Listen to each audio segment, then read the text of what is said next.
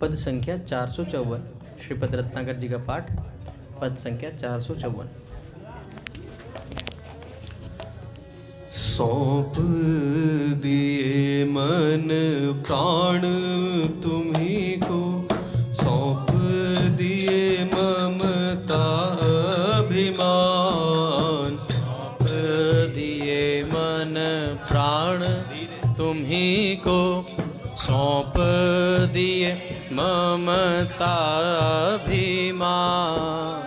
सौंप दिए मन प्राण तुम्ही को, सौंप दिए ममता अभिमान। सौंप दिए मन प्राण तुम्ही को, सौंप दिए ममता अभिमान। जब जैसे जी चाहे बरतो, अपनी वस्तु सर्वथा जान। जब जैसे जी चाहे बरतो, अपनी वस्तु सर्वथा जान। सौंप दिए मन प्राण तुम्ही को, मत सकुचाओ मन की करते, सोचो नहीं दूसरी बात। मत सकुचाओ मन की करते, सोचो नहीं दूसरी बात।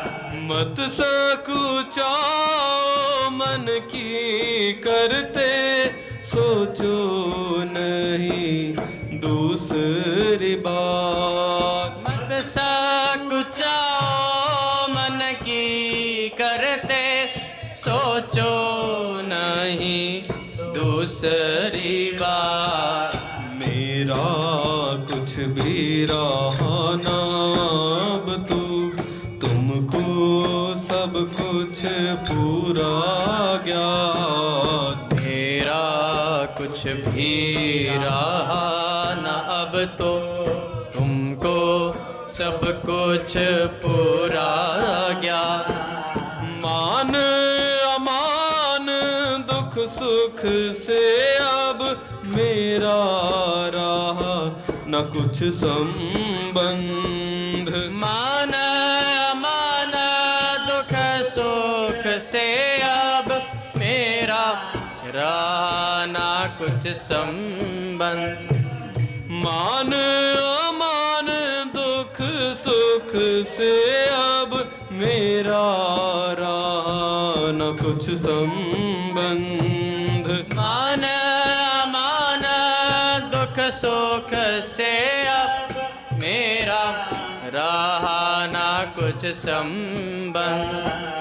तुम ही एक केवल मोक्ष हो, तुम ही केवल मेरे बंध। तुम ही एक केवल मोक्ष हो, तुम ही केवल मेरे बंध। रहूं कहीं कैसे भी रहती, बसी तुम्हारे अंदर नित्य। रहूं कहीं कैसे भी रहती, बसी तुम्हारे अंदर ने।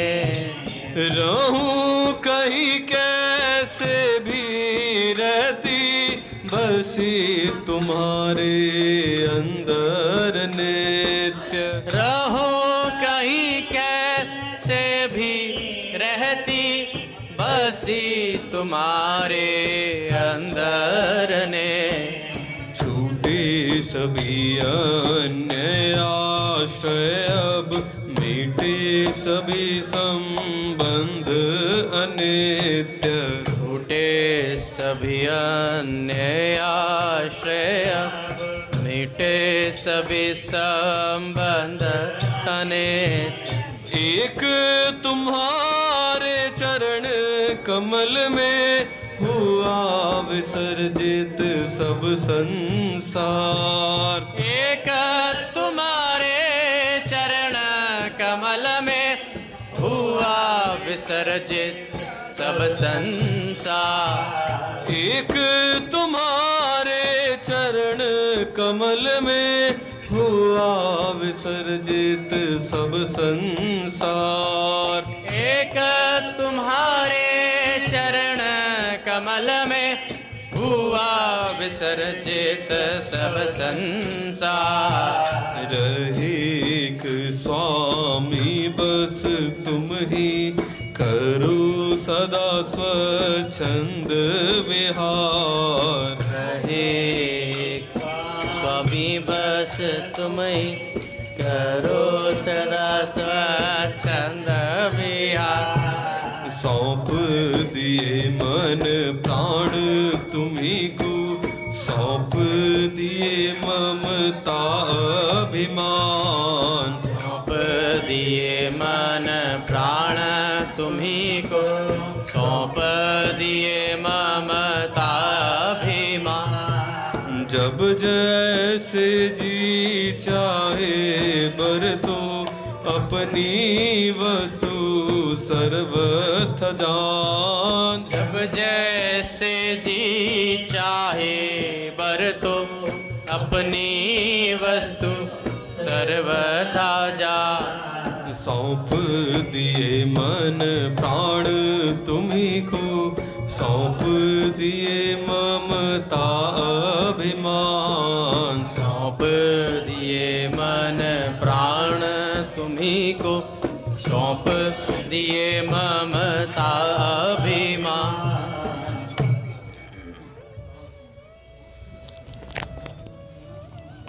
बोले राधा माधव सरकार की जय। पूज्य श्री भाई जी महाराज की जय। पूज्य श्री राधा बाबा की जय। पूज्या मैया की जय। अपने प्यारे भैया की जय। पूज्य दादा की जय। भक्तवत्सल भगवान की जय। हरि बोल। बड़े सौभाग्य का क्षण है कि आज भी हमें सत्संग और कीर्तन का परम सौभाग्य प्राप्त हो रहा है। ठंड बढ़ रही है। नहीं, वो तो पहले भी ऐसी थी। ठंड का कोई कारण नहीं है। पहले पूज्य राधा बाबा के कुछ विचार, उसके बाद कोई भक्त चर्चा। अच्छा, मिश्र जी का चरित्र कैसा लग रहा है?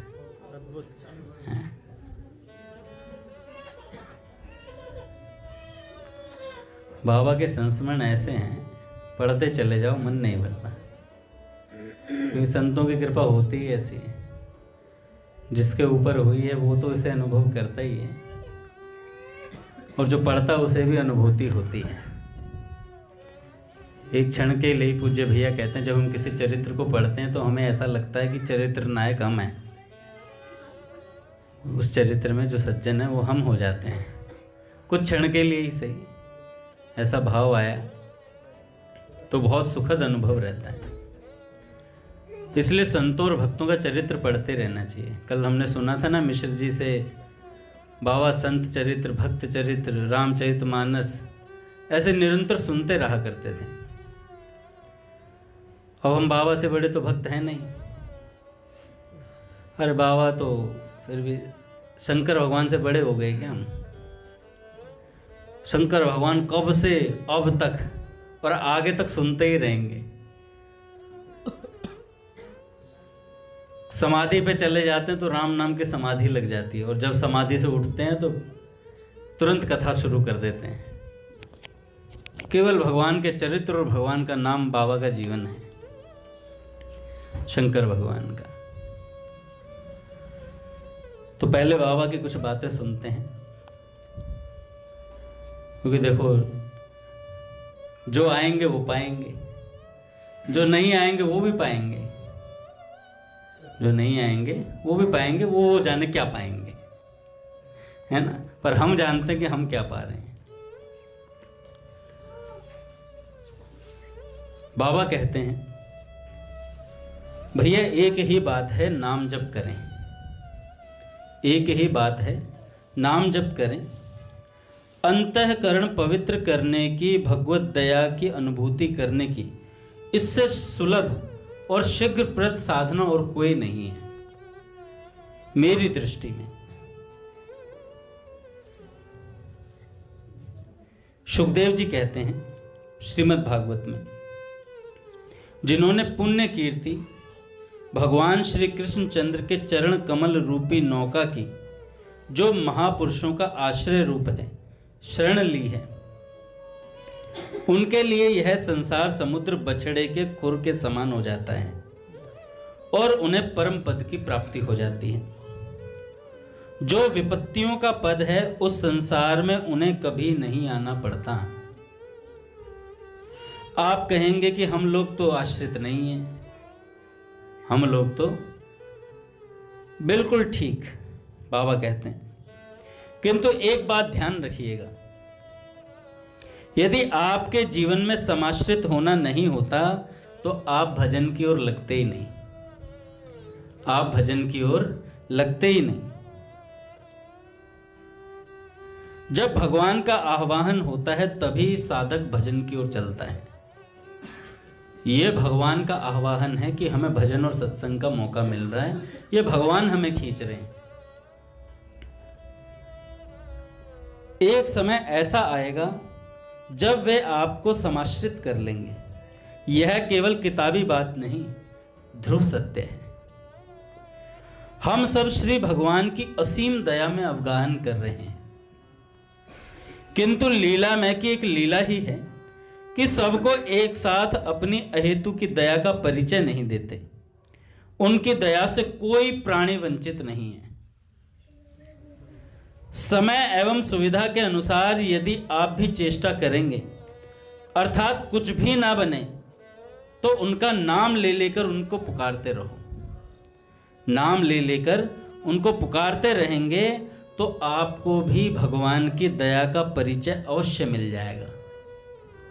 यह मेरा विश्वास है, बाबा कहते हैं, यह मेरा विश्वास है। भगवान का स्वभाव बड़ा विलक्षण है। जिसे वे एक बार अपनी ओर खींच लेते हैं उसका परित्याग नहीं करते। बस भगवान का नाम लेते जाइए, यह मेरी एकमात्र प्रार्थना है। देखो एक और बाबा की बात पढ़ के सुनाता हूं।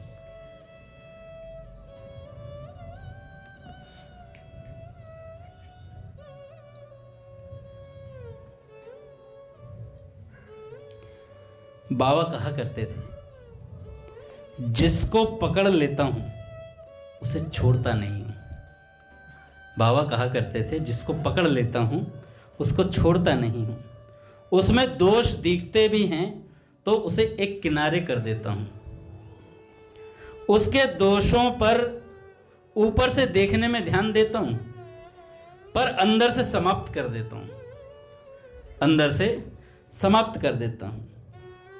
बाबा ने एक बार कहा, भैया अभी तो मैं एक देशीय हूं। लोग कितनी दूर से कष्ट उठाकर वाटिका में मेरे दर्शन करने के लिए आते हैं। जब इस शरीर को छोड़ दूंगा तब सर्वत्र सबके पास रहूंगा। हूं तो अब भी मैं सबके पास सर्वत्र, पर लोगों को विश्वास नहीं होता। शरीर छोड़ने पर सबको विश्वास भी हो जाएगा। शरीर छोड़ने पर सबको विश्वास भी हो जाएगा कि मैं सबके साथ हूं। बाबा कहते हैं कि बस एक काम करिए, आप तो भगवान का नाम लेते जाइए, ये मेरी एकमात्र प्रार्थना है आपसे। जिस दिन भगवान पर पूर्ण विश्वास हो जाता है उस दिन कोई कर्तव्य शेष नहीं रहता। हम लोगों के अंदर विश्वास की कमी है, इसलिए मन में तरह तरह की बातें उठा करती हैं। अवश्य ही घबराने की कोई आवश्यकता नहीं है। जिन्होंने अपनी अहेतु की दया से आपको इस ओर लगाया है वह आगे भी बढ़ाते चले जाएगा। विश्वास रखिए, भगवान अपने नाम मात्र के भक्त पर भी प्रेम की अनंत धारा किसी न किसी दिन बहा देते हैं। नाम मात्र के भक्त पर भी। बाट देखते रहिए, बाट देखते रहिए। आपके जीवन में भी ऐसी ही बात होगी, क्योंकि आपने भगवान की शरण ली है। फिर चाहे अपूर्ण भाव से ही शरण ली हो, पर शरण तो ली है, थोड़ी मोड़ी से, पर शरण तो ली है। उनकी शरणागत वत्सलता कितनी दिव्य है, इस बात की हम लोग कल्पना भी नहीं कर सकते। वह जागतिक मन की कल्पना के अतीत है। बस उनकी कृपा से ही उस शरणागत वत्सलता का दर्शन कर निहाल होने की आशा में जीवन काटते जाइए कि नाथ एक दिन मुझ पर कृपा करेंगे। इस बाट को देखते रहिए। असल में हमें विश्वास नहीं होता है महादेवा। एक भोंदू भक्त था, हमने कई बार कथा सुनी है। उनके गुरुजी एक दिन कह रहे थे, भैया ठाकुर जी ना मोर में पिछ लगा के और काली कमरी पहन के गैया चराने भांडीर वन में आते हैं और नित्य अपने सखाओं के साथ खेलते हैं, गोचारण करते हैं। और जो पढ़े लिखे शिष्य होते हैं, मुझ जैसे थोड़ा किताब विताब पढ़ लेते हैं, ये तो लीला पहले हुई थी, अब थोड़ी होती है, अब नहीं होती। विश्वास नहीं होता, भीतर ही भीतर एक बहुत बड़ा अविश्वास चलता है साथ में। अब थोड़ी होती होगी ये लीला, ये तो भगवान के टाइम पे जब श्री कृष्ण हुए थे तब होती थी। अब तो बस टाइम पास के लिए गुरुजी सुना रहे सत्संग। थोड़ी देर का 9:30 तक का ओवर हो जाएगा, फिर उसके बाद अपने अपने घर जाए, मूंगफली खाएंगे, गज्जक खाएंगे, रेवड़ी खाएंगे। सर्दी का मौसम है, आराम से। तो कहानी है, विश्वास नहीं होता सच में। हमें ऐसा लगता है कि भैया ने एक लीला सुनाई, ये लीला तो हुई होगी, प्राची दीदी के साथ हुई। हमारे साथ थोड़ी ना कुछ हो सकता है, नहीं हो सकता, क्योंकि हम चाहते ही नहीं तो होगा कैसे। हमने पहले ही सोच लिया हमारे साथ कुछ नहीं हो सकता, तो कुछ नहीं ही होगा। हमारी चाह पर डिपेंड करता है कि हमारी चाह क्या है। अगर हमने चाह बना रखी है हमारे साथ कुछ ना कुछ होना है, हमें भगवान कोई ना कोई लीला अवश्य दिखाएंगे, मेरे साथ लीला करेंगे तो अवश्य करेंगे। ये हमारी चाह पर है, यथा तथा का नियम है। ये यथाम माम प्रपद्यन्ते तांस तथैव भजाम्य हम। जैसा हम भगवान को भजते हैं वैसा भगवान हमें भजते हैं। फिर पर भोंदू जो है ना, वो भोंदू था, वो वाकई में भोंदू था। उसने सोचा गुरुजी सुना रहे हैं एक लड़का आता है, यार भांडीर वन तो मैं भी जाता हूँ गैया लेके आश्रम की, मुझे तो कभी दिखाई नहीं दिया यार, ढूंढा ही नहीं होगा मैंने। मैं अभी तो कहाँ जाके भोंदू ठहरा, मैं नाम भी भोंदू है मेरा। गैया चराने जाता हूँ, गैयाओं को छोड़ देता हूँ, पेड़ की छाया देखता हूँ, आराम से खर्र खर्र सोता हूँ। मैंने कभी ढूंढा ही नहीं। हो सकता है कन्हैया नाम का एक आता हो इतना सुंदर, ढूंढूंगा आज जाके। और गुरुजी की बात सुनकर बाकी शिष्य तो आराम से जाकर सो गए। कल सुनेंगे कथा, कथा कल सुनेंगे, कल फिर आ जाएंगे, फिर कथा सुनेंगे। कथा कहानी है, अपना स्टोरी है। आराम से जैसे किताबों में पहले पढ़ते थे वैसे ये स्टोरी है। एक लोटा पानी पुस्तक है ना तो एक लोटा पानी वाली कहानियां हैं इसमें तो बस। बाकी शिष्य सो गए आराम से। और वो जो भोंदू था ना, वो सीरियस ले गया बात को। अच्छा, जिसे सीरियस लेना चाहिए था वो सीरियस ले नहीं रहे, पर जो भोंदू है बिल्कुल लठ गंवार है, वो सीरियस ले रहा हर बात को। यार मैंने देखा नहीं उस लड़के को, आज ढूंढूंगा, कल जा रहा हूँ, कल ढूंढूंगा पक्का। गया गैया लेके जाकर देखता यार कोई दिख ही नहीं रहा। यहाँ तो आसपास के एक दो पेड़ के नीचे देखा, यार गुरुजी ने कहा था कदम्ब के वृक्ष के नीचे बैठता है वो लड़का। कह रहा कदम्ब का वृक्ष ढूंढता हूँ, फिर कदम्ब का वृक्ष ढूंढा तो कह रहे यार सघन छाया में बैठता वो तो ज्यादातर, तो सघन छाया वाला कदम्ब वृक्ष ढूंढा, वहां भी नहीं मिला। अरे यार गुरुजी ने जमुना जी और ऐड करी थी उसमें कि जमुना जी के किनारे कोई कदम्ब वृक्ष है, वहां पर बैठता है वो लड़का अपनी गैयाओं को लेके। अब जमुना जी का तट ढूंढ रहा है। ऐसे करते करते 3-4 दिन हो गए उसे ढूंढते हुए। ऐसे इसे ही कहते हैं लीला चिंतन। इसे ही कहते हैं लीला चिंतन कि गुरुदेव ने कुछ बताया, कोई लीला बताई और उसके बारे में विचार करना, यार ऐसा होता है क्या, ऐसा होता है तो क्या मेरे साथ हो सकता है क्या? भैया ने कहा तो हो सकता है। गुरुदेव के वचनों पर विचार नहीं करना चाहिए। इससे बात याद आ गई महादेव जी, भगवान शंकर बैठे हुए हैं, माता पार्वती माँ सती कथा सुनने के लिए उद्ग्रत हुई है, तो बीच में झपकी आ जाती है तो कथा का अनादर हो जाता है, फिर नेत्र खुलता है, फिर कथा सुनने के लिए बैठते हैं। तो भगवान शंकर फिर से वो वाला आता है ना कि भगवान कह देते हैं अब तुम यहाँ बैठने के लिए, वो माता सीता की वो परीक्षा लेने जाती हैं, तो भगवान शंकर कहते हैं अब आगे बैठो, अब अंक में बैठने का अधिकार नहीं रहा, तो सामने बिठाते हैं। और महाराज फिर तो देवताओं ने जय जयकार कर दी कि शंकर भगवान ने तज दी सती सी नार, तत्काल त्याग कर दिया महाराज। सामने बैठकर सती मैया कथा सुनती हैं तो ऊपर से विमान जा रहा होता है, देवताओं के विमान जा रहे होते हैं, तो माता सती को तो पता होता है कि हम मेरे पिताजी ने इनविटेशन भेजा तो देवता लोग जा रहे हैं, तो शंकर भगवान से कहती हैं कि हम भी चलें क्या पापा के यहाँ मतलब पिताजी के यहाँ प्रोग्राम है। तो शंकर भगवान कहते हैं देखो उन्होंने हमें जानबूझकर न्योता नहीं दिया है, हमसे द्वेष कर बैठे हैं, तो जाना उचित नहीं है, फिर भी मां जाती हैं। तो यहां पर पूज्य मलुकपीठ सरकार सुना रहे थे कि देखो बड़े जन और गुरुजन से पूछ कर ही कहीं जाना चाहिए, उनका रुख देख लेना चाहिए, उनका रुख क्या है कहने का।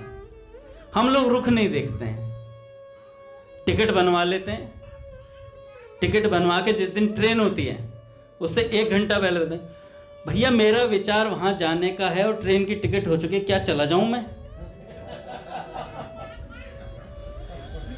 भाई कहते जाएगा ही, अब तो ट्रेन की टिकट तो हो ही चुकी है, चला ही जा, पूछना क्या था उसमें, जानना तो है ही तुझे, ट्रेन की टिकट हो चुकी है। और आधों का तो बैग भैया से पहले पैक रहता है, हैं चेलो तो बैग पैक, कईयों को तो टायर ही लगे हुए पैरों में, मुझे तो वो कभी कभार ही मंदिर दिखते हैं,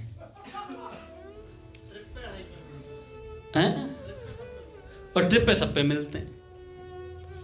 अच्छा आप आज मेरे मन में विचार आ रहा था महादेव जी, अपने अपने ना अटेंडेंस लगाया करो, एक रजिस्टर बना लो कि मैं साल भर में कितने दिन मंदिर गया, कितने दिन टाइम पर गया और कितने दिन कितना मैंने अटेंड करा सत्संग और कीर्तन, तो औकात का पता चल जाएगा कि भगवान की प्राप्ति के लायक मुंह है या भी नहीं है। जो हम ये कह देते हैं ना अहंकार से, अनुभव नहीं हो रहा, सही नहीं हो रहा, आ ही नहीं रहा, तो अनुभव किसका होगा? अरे किसी से प्रेम करे तो उसका अनुभव होगा ना, सिर्फ टाइम पास करने के लिए। भक्त बनता हूं मगर भक्तों का हूं सिर ताज में, वैसे सिर्फ पद गाने से काम नहीं चलेगा, वो बिंदु जी वाली फीलिंग भी तो होनी चाहिए। तो अपना अटेंडेंस बनाओ, एक बार मन में देखो कि महीने में मैं कितनी बार मंदिर आया, कितनी बार टाइम पर आया और कितनी बार मैंने सत्संग अटेंड किया, वाकई में मैं सत्संगी कहलाने लायक हूं भी या नहीं। तो फिर पता चल जाएगा कि हाँ भाई भगवान का भजन मेरे से कितना बन रहा है। अपने बाल भक्त ओम प्रकाश जी लिखते थे, अपना शेड्यूल लिखते थे, नंबर देते थे प्रतिदिन। नंबर तो नहीं देने क्योंकि हम फेल ही हैं नंबर तो मत देना क्योंकि नंबर में तो कुछ होगा ही नहीं, वो माइनस में और चले जाएंगे।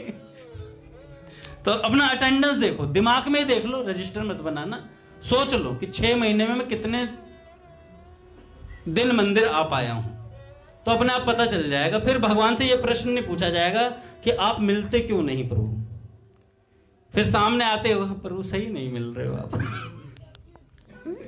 सही कर रहे हो, बिल्कुल ठीक कर रहे हो। तो कहां थे हम? भोंदू पे। भोंदू ने चिंतन किया और चिंतन करके उसने ढूंढना शुरू किया भगवान को कि यार ऐसे ऐसे एक लड़के के बारे में बताया था, और महाराज 4-5 दिन हो गए, बस इतनी बात पे भगवान रीझ गए,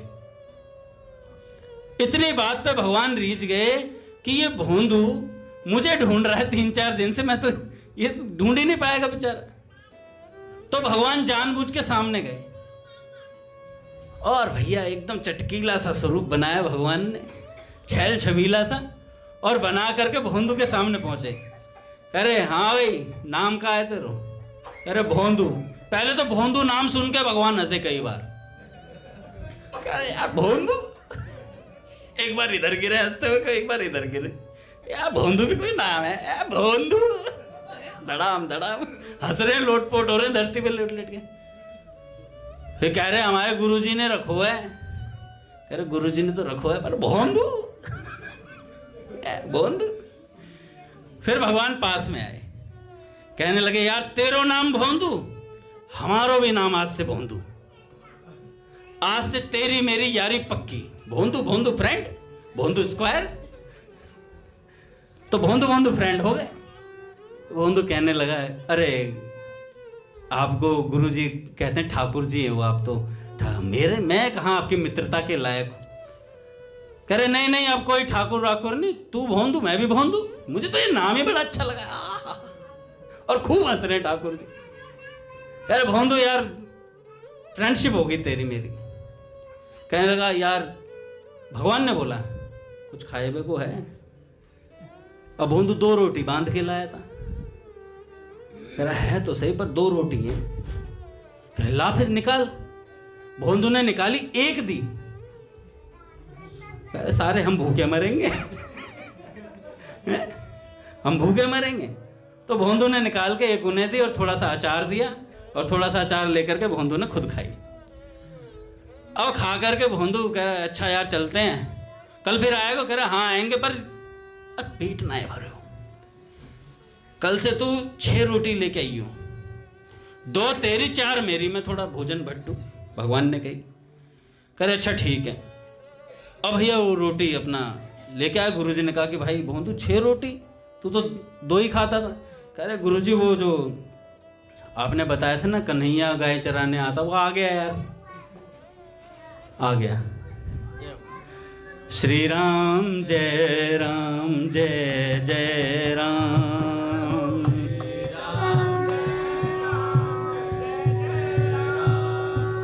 श्री राम जय जय राम। श्री राम जय जय राम। श्री राम जय जय राम। श्री राम जय जय राम।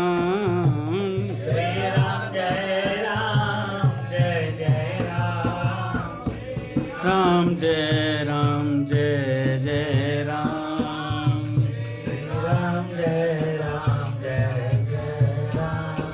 जय जय श्यामा जय जय श्याम। जय जय श्यामा जय जय श्याम। जय जय श्री वृंदावन धाम।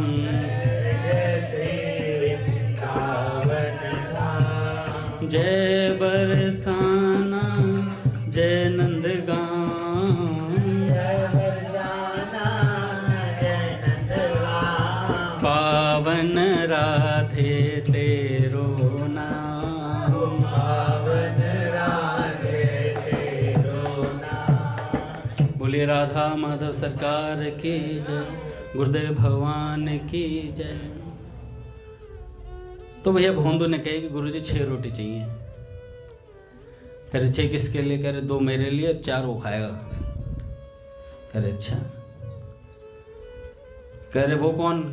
कह रहे वही कन्हैया जो मोर पिछ धारण करता है, और आपने बताया था ना कथा में। अरे गुरुजी को खुद को यकीन नहीं कि ऐसा हो सकता है। तो गुरुजी ने कहा कि अच्छा सच में आ गएगा? कह रहे हाँ।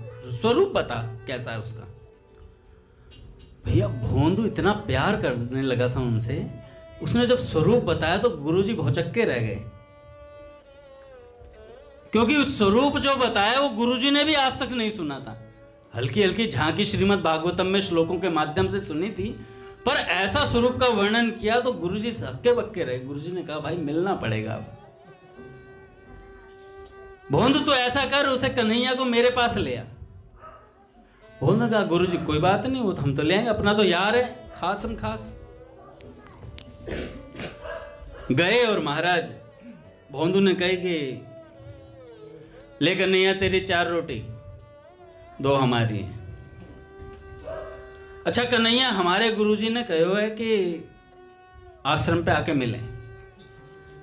तो कन्हैया ने कहा यार देख, तेरी मेरी यारी पक्की है, पर गुरुजी की ठेकेदारी नहीं ले रखी हमने दर्शन देने की। अरे यार ऐसे कैसे बोल रहा, गुरुजी है वो मेरे, और गुरुजी ने तेरे बारे में बताया था, गुरुजी के ऐसा अनादर नहीं होगा। देख यार ठीक है, पर अनादर नहीं, बिल्कुल भी सहन नहीं होगा मेरे से। कह रहे यार देख रोटी खान दे। कह रहे ना रोटी नहीं, पहले ये बता चलेगा नहीं चलेगा। तो कन्हैया ने कहा कि भैया देख ऐसा है, दर्शन दूंगा। कह रहे नहीं आश्रम पे चलना पड़े। कह रहे तू कह रहा कि आज तुम्हारे यहाँ चलो, कल को वृंदावन कितने ही आश्रम है, सारे के गुरुजी मेरे के कहेंगे भाई गुरुजी को दर्शन दो। कह रहे फिर दे दो, सबको दे दो दर्शन। तो भगवान ने कहा ऐसा थोड़े ही ना होता है यार, सबको दर्शन थोड़े ही ना होते हैं, तो कोई कोई होता है तेरे ऐसा यार अपना। कह रहा यार तो ठीक है, प्यार तो तू बहुत करता है मेरे से, भैया बता गुरुजी के पास चलेगा नहीं चलेगा। कह रहा गुरुजी के पास नहीं जाऊंगा। 4 रोटी उठा ली वापस 4 रोटी वापस उठा ली। कह रहे जब गुरुजी से ही नहीं मिलोगे तो गुरुजी के यहाँ की ही रोटी है। कह रहे यार देख ऐसे मत कर, श्री कृष्ण ने बोला। भोंदू ने कहा देख भाई यारी अपनी जगह है, लेकिन गुरुजी का आदर अपनी जगह है। गुरुजी के पास तो चलना पड़े। ठाकुर जी मैं नहीं जाऊंगा। कह रहे नहीं जाएगा तो फिर बोरिया बिस्तरा पैक है अपना भी। रोटी फटाफट बांधी गमछे में वापस, अचार भी समेट ले। कर अचार तो दे दे। कह रहे अचार भी जाए, वो भी तो गुरुजी के यहाँ का है। और बांध करके जैसे ही जाने लगा तो रुक गया भोंदू। अरे मैं क्यों जाऊं, ये भांडीरवन वाला एरिया भी हमारे गुरुजी के उसमें ही आता है। तू जाएगो अपनी गैयन को कहीं और ले जा। नहीं करे यार दुश्मनी आगे करे, दुश्मनी कट्टी अट्टी बट्टी कट्टी है। और ब्रज भाषा में तो महाराज जी बोले थे अलाय बलाय के पता नहीं क्या क्या कह रहे थे। अरे आज से सब कुछ खत्म। और भोंदू मुख मोड़ के कहने लगा तू ना जाएगा, तू बेशरम है, मैं ही जाऊंगा। और जैसे ही चलने लगे महाराज, भगवान पीछे से आके कंधे पे चढ़ गए। अरे यार नाराज मत हो, चल तेरे गुरुजी के पास चलते हैं चल। और महाराज भोंदू ने टांगे पकड़ ली, हैं विक्रम बेताल वाली पोजीशन में चले और चले गुरुजी। भोंदू खुश एकदम आनंद में महाराज गए गुरुजी के सामने। और गुरुजी से कहने गुरुजी आ गया यार हमारा। कह रहे कहाँ है?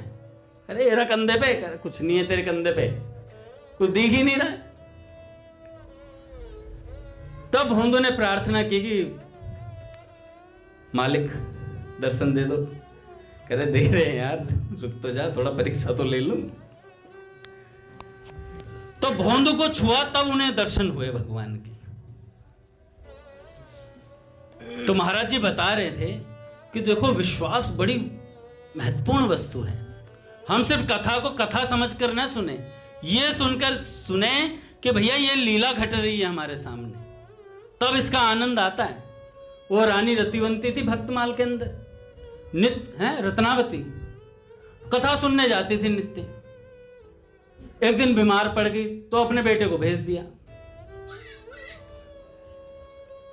बेटे को भेजा तो बेटा गया। महाराज जी बड़े ध्यान से कथा सुनाते थे रानी के सामने, क्योंकि रानी बहुत भावुक थी और कुछ भी प्रसंग सुन लेती तो वो हृदय उसका फट जाता था एकदम से।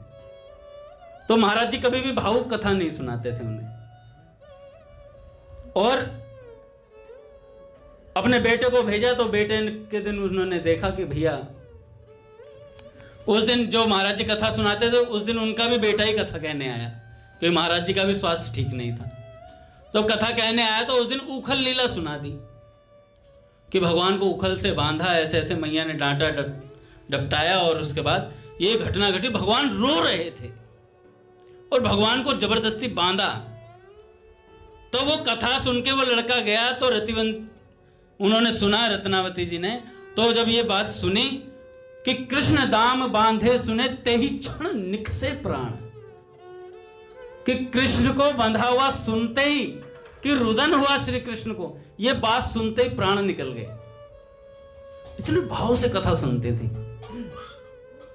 तो भगवान की जब कथा सुने तो ऐसे सुने कि भैया ये साक्षात ठाकुर जी की लीला है। नहीं भी अगर वैसा भाव बन रहा तो झूठा बनाओ, झूठा भाव बनाओ, क्योंकि झूठ ही साच में बदल जाएगा, क्योंकि भगवान की बात है भैया। तो मैं कह रहा था कि गुरुदेव के वचनों का जो आदर होता है ना, गुरु जी से पूछकर करना चाहिए सब काम। पूज्य मलुकपीठ सरकार कह रहे हैं एक बार कि पूज्य भक्तमाली जी महाराज की कथा एक बार अयोध्या थी, अयोध्या में कथा थी। तो कथा के लिए पूज्य मलुकपीठ सरकार ने कहा मेरा बहुत मन था जाने का कि मैं कथा में जरूर जाऊंगा अयोध्या।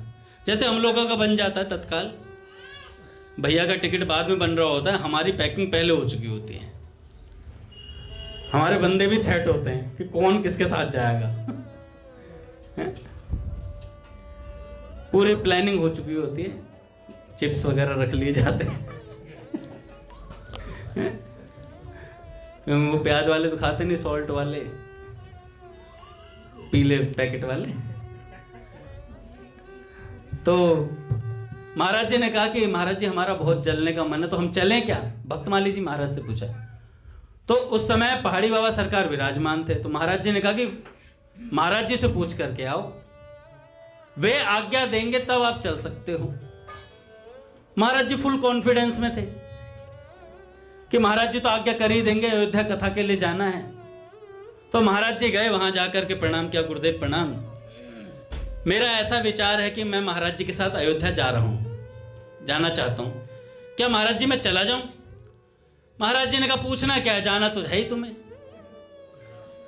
जाओ, मैंने मना थोड़ी किया है, जाओ अपना आराम से जाओ, जाओ कोई दिक्कत नहीं, जाना तो तुम्हें है ही। ये बात बोल दी उन्होंने, जाना तो तुम्हें है ही। तो जाकर के महाराज जी पैकिंग करने लगे। तो भक्तमाली जी महाराज ने पूछा कि महाराज जी ने क्या शब्द कहे?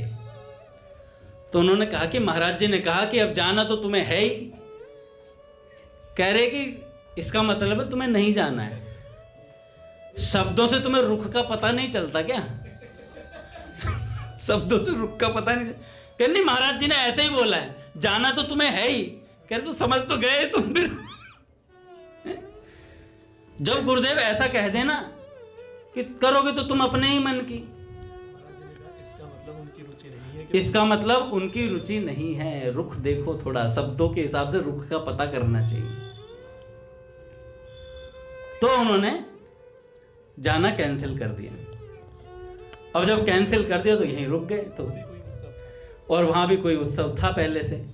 तो जब उत्सव था तो पहाड़ी बाबा सरकार ने, जिस दिन उत्सव था उस दिन महाराज जी क्या वीणा पर अपना अभ्यास कर रहे थे पूज्य मलुकपीठ सरकार।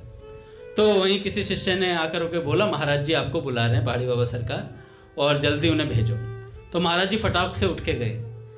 तो महाराज जी पहाड़ी बाबा सरकार ने कहा आज से तुम्हें मैं ये पहाड़ी बाबा सरकार की जो गादी थी ना वो तुम्हें सौंपना चाहता हूं। तो महाराज जी ने कहा कि गुरुजी मैं तो यहाँ हमेशा दास के भाव से रहकर सेवा करके अपना भजन करना चाहता हूँ, मैं ये गादी और ये आश्रम संभालना ये सब मेरे बस की बात भी नहीं है। तो महाराज जी ने कहा मैंने पूछा नहीं है मैंने पूछा नहीं है, मैं बता रहा हूँ तुम्हें बैठना है इस गादी पर। कहे महाराज जी से पूछ लो क्या? कह रहे पूछना क्या है, वो भी हमारी रुचि के अनुसार ही कार्य करते हैं, मेरी और उनकी एक ही बात है। कह रहे नहीं फिर भी मैं एक बार पूछना चाहता हूँ। महाराज जी ने कहा पूछ लो भाई।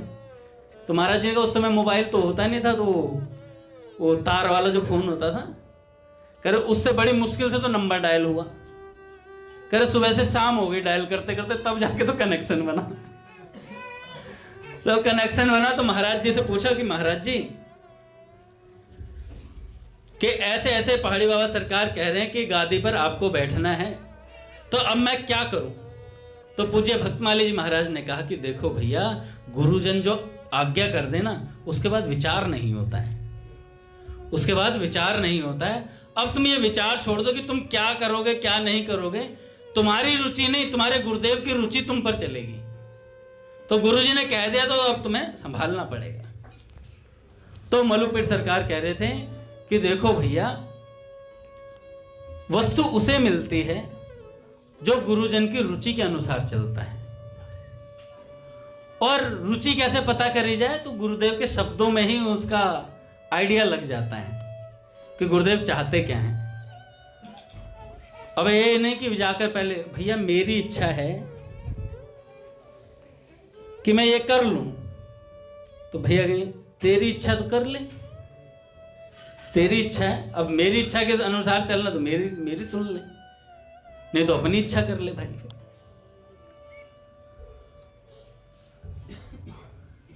एक भक्त हुए,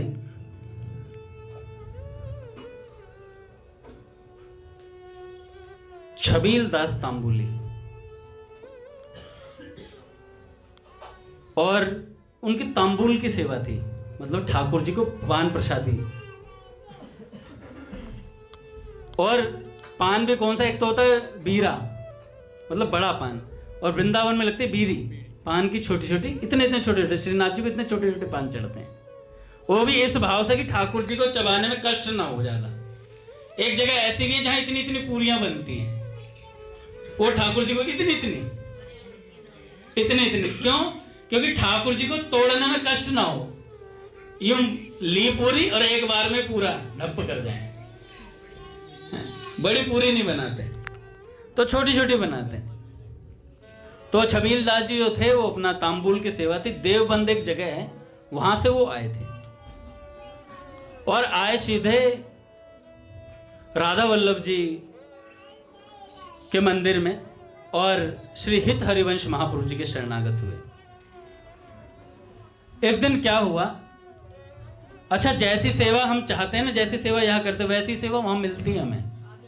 जैसी सेवा में यहाँ हमारी रुचि होती है वैसी सेवा हमें वहां मिलती है। इसका भी उदाहरण दूंगा, अभी टाइम है, अभी 15 मिनट मेरे पास।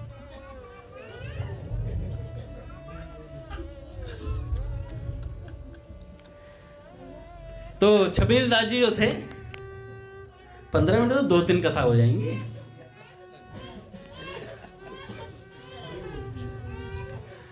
देखो अब मैं ना अनुष्ठान प्रूफ हो चुका हूं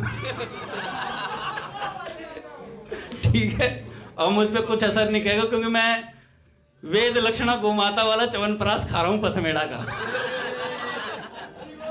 तो अब बुखार चढ़ेगा नहीं, कितने मंत्र जप लो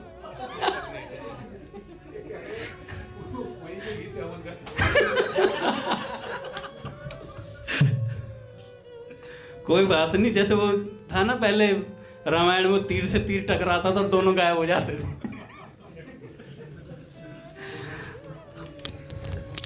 तो छबील दास जी के मन में आई एक दिन, हित हरिवंश महापुरुष जी बैठे हुए थे। देखो गुरुजनों से याचना कैसे करी जाती है। हित हरिवंश महापुरुष जी सेवा दे रहे थे और सेवा करते हुए महापुरुष जी से उन्होंने कहा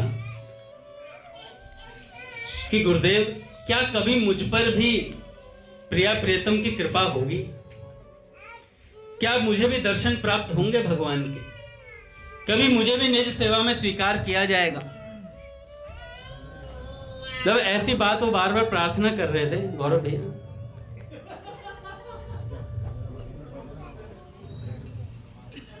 श्री राम जय जय राम,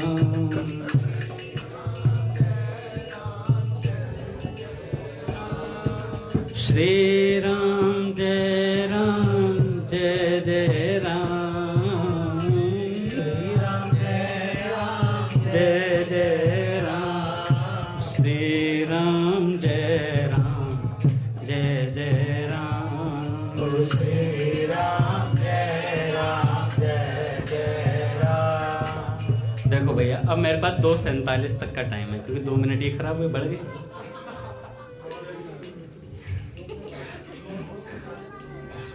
बच्चे कह रहे गौरव भैया को सुनाना सिर्फ 2 मिनट एक्स्ट्रा।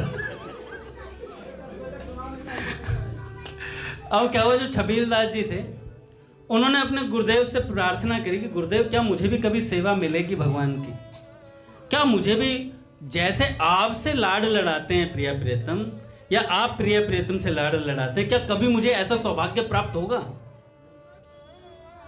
तो गुरुदेव ने कहा क्या तुम ये सहन कर पाओगे उनके दर्शनों का, उनके सौंदर्य माधुर्य को झेल पाओगे। तो छबील दास जी ने कहा कि गुरुदेव अगर आपकी कृपा रही तो मैं झेल लूंगा, आपकी कृपा रहनी चाहिए। तो इतना कहकर हित हरिवंश महापुरुष जी ने उठते हुए चलते हुए कह दिया, जैसे पूछते हैं ना कि भैया कभी हमें दर्शन होंगे, तो भैया ने एक प्रश्न पूछा कि भाई सहन कर पाओगे? हमने कह दिया भैया आपकी कृपा से सहन कर लूंगा। तो कभी कभी महापुरुष अलग मूड में होते हैं, अलग मोड में होते हैं। तो चलते चलते हित हरिवंश महापुरुष जी ने बोल दिया, जा हो जाएंगे तुझे भी, जा हो जाएंगे तुझे भी। इतना कहना था, ज्यादा समय नहीं लगा। थोड़ी देर बाद जब वो प्रिया प्रियतम की सेवा में पहुंचे तो वही तांबूल की डिबिया लेकर के गए थे अपनी, और जैसे ही पट खोला तो प्रिया प्रियतम अंक भरे हुए खड़े हैं और अब उन्हें वो प्रत्यक्ष दिखाई दे रहे हैं। तो श्री जी ने कहा इधर आ, छबील दास जी से कहा इधर आ। तो घबराने लगा, शरीर कांपने लगा भयंकर तरीके से, क्योंकि इतना प्रिया प्रियतम का सौंदर्य माधुर्य देख करके हर किसी को मूर्छा आ जाए भैया। तो देखने लगा गौर से और महाराज सच में मूर्छित होने लगा। पर एकदम से उसने याद आ गई बात कि सौंदर्य माधुर्य को सहन कैसे करना है। तो तत्काल हित हरिवंश महाप्रभु जी का ध्यान किया कि गुरुदेव मुझे सामर्थ्य दीजिए प्रिया प्रियतम के दर्शन का। और ऐसा करते ही उनकी मूर्छा एकदम स्थिर हो गए वो। तो ठाकुर जी ने कहा टुकुर टुकुर क्या देख रहे हो, यहां आ जा और ये तांबूल हमें खिलाइए, पान बीरी पवा। तो उन्होंने क्या किया, वो डिबिया आगे रख दी। तो ठाकुर जी ने कहा आगे नहीं रखनी है, क्योंकि पान बीरी प्रसादी ना श्रीनाथ जी के मंदिर में भी, बाकी सब चीजें तो भोग लगती हैं, पान बीरी प्रसादी ठाकुर जी के होठों से स्पर्श कराई जाती है, इसलिए वो खास अधरामृत होता है। तो उन्होंने कहा अपने हाथन से हमें पवा। और महाराज प्रिया प्रीतम सरकार सामने है। तो जैसे ही ठाकुर जी की तरफ बढ़ाने लगे, उन्होंने कहा नहीं नहीं नहीं, मेरी और नहीं, पहले प्रिया जी को पवा। और जैसे ही प्रिया जी को पवाया, प्रिया जी ने हल्का सा काटा उसमें, और जो बाकी बचा, तब श्री कृष्ण ने कहा कि अब ये हमें पवा। और जैसे ही पवाया महाराज, इतना कहां सौंदर्य सहन होना था महाराज, बस पवाते ही उनका शरीर वहीं शांत हो गया महाराज, प्रिया प्रियतम में विलीन हो गया सदा के लिए। सदा के लिए सेवा में अंगीकार कर लिया प्रिया प्रियतम ने। तो जब गुरुदेव कृपा करने पर आते हैं तो अनायास कर देते हैं महाराज, सब चीजें अनायास हो जाती हैं, बस हमारी इच्छा होनी चाहिए। व्यास जी पुजारी थे मलुकपीठ के अंदर, उनकी सेवा क्या थी, व्यास जी पुजारी वो ठाकुर जी का श्रृंगार किया करते थे भीतर, श्री जी का और राम जी का दोनों का श्रृंगार किया करते थे। और जब श्रृंगार करते थे श्री जी का, तो विशेष प्रार्थना किया करते थे। पूज्य मलुकपीठ सरकार बता रहे थे कि हमारे लिए विशेष प्रार्थना करते थे कि हे प्यारी जू, हे सियाजू, हमारे पंडित जी को सदा संतों के मध्य रखना, संतों के मध्य रखना, ऐसी बात उन्होंने कही। और कहा कि हर बार जब भी वो रामनवमी जब आते, नवरात्रे आते हैं, तो रामनवमी पे हमें विशेष चरणामृत दिया करते थे। तो यही उनकी सेवा थी प्रिया प्रीतम के श्रृंगार की। करे जब उनका शरीर शांत हुआ तो उनको रात्रि में जब देखा तो जमुना जी का जल स्तर बिल्कुल नीचे था, और जैसे ही उनको शरीर को परधराने के लिए जमुना जी में लेके गए ना, देखते ही देखते जल पारंपार जाने लगा और फूल ही फूल, गुलाब के फूल ही फूल आने लग गए। ऐसी चमत्कारी घटना घटी थी। और जब वो चले गए तो मलुकपीठ सरकार कहते हैं हमें आज भी वो रामनवमी याद आती जब हमें राम जी का चरणामृत मिलता था। तो महाराज जी ने कहा हमें अनुभूति हुई उस दिन, हम रात्रि में सो रहे थे और सोते हुए जब अनुभूति हुई तो हमें एक दिव्य राज्य का दर्शन हुआ, और उस दिव्य राज्य के दर्शन में हमें साकेत दिखाई दिया, पूरा साकेत धाम। और जब उसके भीतर हम गए निज महल के अंदर, तो महल के अंदर जा रहे हैं तो हमें निज महल के कक्ष के पास वहां पर हमें व्यास जी पुजारी जी मिले। व्यास जी पुजारी मिले स्वप्न में, राम जी के महल के निज कक्ष की सेवा करते हुए अंदर, क्योंकि प्रिया प्रीतम का श्रृंगार उनकी सेवा है। तो जब व्यास जी पुजारी मिले तो महाराज जी ने पूछा कि भाई क्या राम जी के दर्शन हो सकते हैं? तो व्यास जी पुजारी जी ने कहा कि अरे तुम लेट हो गए, अभी तो अभी शयन के लिए गए हैं, अब अंदर जाने का तो यह देखो निज कक्ष है, निजी कक्ष है, ऐसे अंदर जाया नहीं जाता, प्रिया प्रीतम शयन कर रहे हैं। तो उन्होंने कहा फिर भी कोई बात नहीं, तुम हमारे खास हो ना, मैं हनुमान जी से पूछ करके आता हूं एक बार। हनुमान जी स्वयं एक सखी के रूप में अंदर सेवा देते हैं भैया, क्या चारुशीला सखी के रूप में हनुमान जी की सेवा है भीतर। तो हनुमान जी से पूछा कि व्यास जी पुजारी जी ने पूछा, महाराज हमारे एक खास व्यक्ति आया, राम जी के और सिया जी के दर्शन करना चाहता है। तो पूज्य मलुकपीर सरकार कहते हैं कि वे हमें हाथ पकड़ करके ले गए और हल्का सा दरवाजा खोलकर सिया जी और राम जी के दर्शन करवाए हमें। ये स्वप्न की बात बता रहे महाराज जी, कह रहे ये हमें स्वप्न दिखाई दिया। कह तब हमें समझ में आया, जिस सेवा में हम यहां रहते हैं, जो सेवा हमें यहां पसंद होती है ना, वही सेवा हमें वहां मिलती है। जिस सेवा में हमारी यहां तन्मयता होगी, वही सेवा हमें वहां मिलेगी। अब हमारी सेवा अगर हमें यहां घर पे बैठ के मूंगफली खानी लगती है तो वहां मूंगफली खाओगे,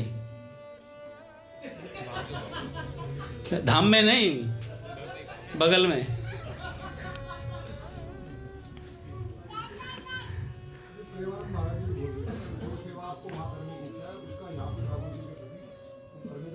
प्रयास करना चाहिए, जो आपको सेवा वहां चाहिए कि आप वहां जाकर के टहल की सेवा करना चाहते हो या सोहनी सेवा करना चाहते हो, तो जो सेवा आपको वहां जाकर के करनी पसंद है वो यहां उसका अभ्यास करना चाहिए। और है भी ये अभ्यास करने की जगह भैया। देखो भाई जी बाबा के संस्मरण भी सुनाने थे,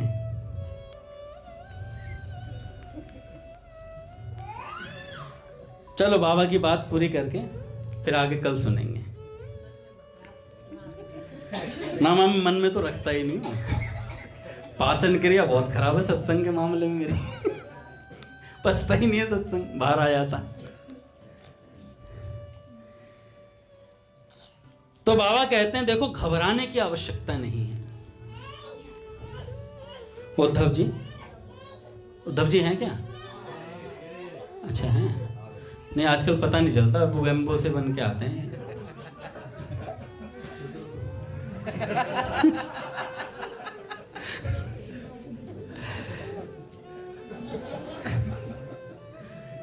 तो बाबा कहते हैं घबराने की आवश्यकता नहीं है। जिस दिन भगवान पर पूर्ण विश्वास हो जाता है उस दिन कोई कर्तव्य शेष नहीं रहता है। हम लोगों के अंदर विश्वास की कमी है। ये मैंने विश्वास के लिए इतनी सारी बातें बीच में बताई, इसलिए मन में तरह तरह की बातें उठा करती हैं। अवश्य ही घबराने की कोई आवश्यकता नहीं है। जिन्होंने अपनी अहेतु के दया से आपको इस ओर लगाया है वे आगे भी आपको बढ़ा ले जाएंगे। विश्वास रखिए, भगवान अपने नाम मात्र के भक्त पर भी अनंत प्रेम रस की धारा बहा देते हैं। सर्वेश्वर एवं दयामय की शरण लेने के पश्चात किसी प्रकार के साधक को चिंता नहीं रहनी चाहिए। मनुष्य की यह एक भूल होती है कि वह अपने को भगवान का शरणागत समझता है तथा साथ ही साथ भविष्य में मेरा क्या होगा इस प्रकार की चिंता भी करता है। सच्ची बात यह है कि मनुष्य शक्ति भर भगवान को समर्पण करने की तैयारी कर लेता है तो उसके लिए कोई कर्तव्य नहीं बच जाता। अतः भविष्य की चिंता मन में न आने पाए, बल्कि यह चिंता होनी चाहिए अपनी ओर से तैयारी में त्रुटि नहीं होनी चाहिए। अपनी ओर से तैयारी में कोई त्रुटि नहीं होनी चाहिए। भगवान जिस तरह रखें। कभी कभी क्या होता है, पारिवारिक झंझटों से मन उचट जाता है, खिन्न हो जाता है। ठीक है, अभी ऐसा हो सकता है आपके साथ, किंतु आप बिल्कुल घबराएं ना। भगवान की जिस कृपा से आप में भगवान को प्राप्त करने की इच्छा जागृत हुई है उस कृपा से ही एक दिन आपको वासुदेव सर्वमिति के रूप में यह जगत दिखाई देने लगेगा। उस दिन यह झंझट नहीं रहेगा और आनंद की नदी बह जाएगी। निर्भय होकर आगे बढ़ते जाइए, भगवान आपके साथ हैं। बोले भक्त वत्सल भगवान की जय। आरती करते हैं।